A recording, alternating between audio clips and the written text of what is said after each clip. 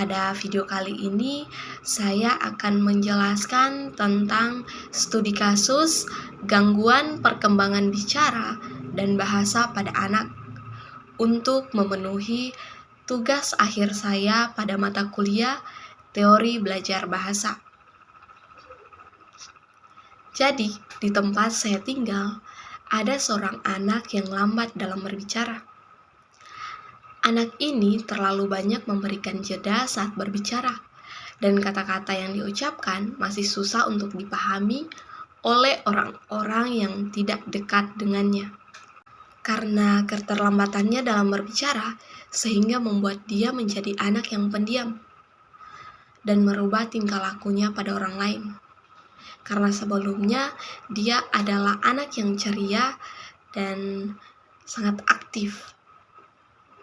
Jadi, di sini saya sedikit menyimpulkan bahwa penyebabnya adalah kurangnya stimulus yang orang tua berikan saat anak sedang dalam masa perkembangan atau pola asuh yang salah.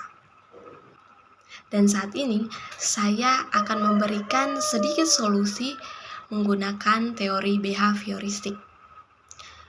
Sebelumnya, saya akan sedikit menjelaskan apa sih teori behavioristik. Teori behavioristik adalah perubahan tingkah laku sebagai akibat dari adanya interaksi antara stimulus dan respon. Nah, solusi yang pertama yaitu melatih komunikasi dua arah dengan anak. Itu dengan mengajak anak berbicara sangatlah penting. Sering mengajak anak berbicara atau bercerita sejak dini dapat memicu keberanian anak untuk berbicara. Selain itu, merespon saat anak berbicara juga bisa jadi cara mencegah gangguan bicara pada anak.